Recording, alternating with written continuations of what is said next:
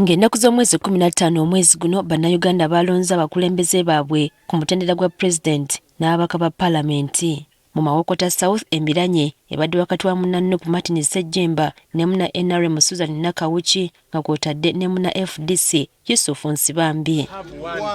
Okulonda kwagenze okukomekkerezebwa nga Nakawuki muna NRM amezze banne wakati mu kusika omuguwa n'okuwakanya okw'amaanyi.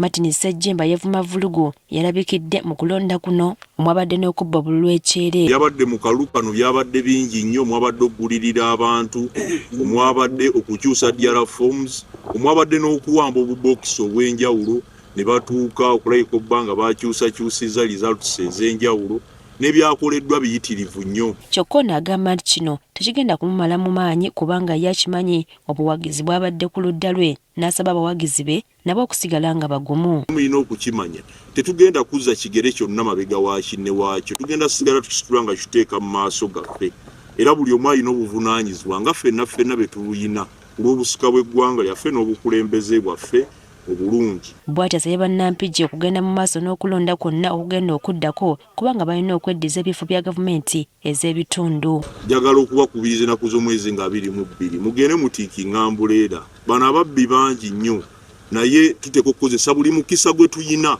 okulabika obba tetubaako nakwejjusa kwonna kwe tukola. Ku ky'okuzzaako ategeezezza nga bw'agenda okutandika okutambula mu bantu nga bategeeza kye bayimiriddeko. Nze ndi mugumu saawanguddwa, ndi mugumu nnyo kubanga kyensinga okukkiririzaamu ly'eggwanga lyange eddungi lye nkyakolerera. Mu ngeri y'emu Joyce Baagala omubaka omukyala wa Mityana naye tebyamutambulidde bulungi bwe yawanguddwa muna NRM mu minisita w'ebyettaka Judith Nabakooba.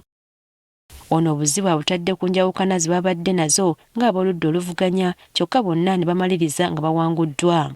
Nti twagenda okuyingira mu kalulu kano nga opposition nga waliwo enjawukana nnyingi ku nsonga ez'enjawulo nga waliwo obukyayi bw'amaanyi nga waliwo okwevuma kw'amaanyi.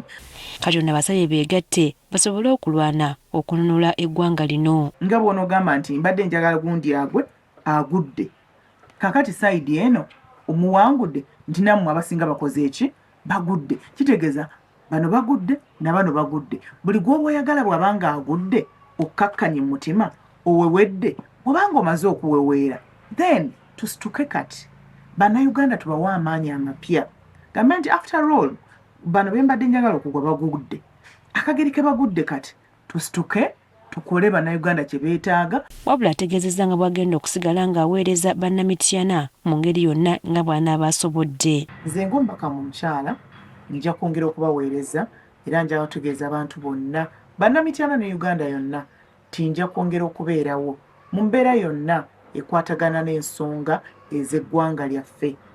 Okulonda kwa gavumenti ez'ebitundu kwa kutandika nga 22 omwezi guno ne bassentebe ba disitulikiti ne bakansala baabwe.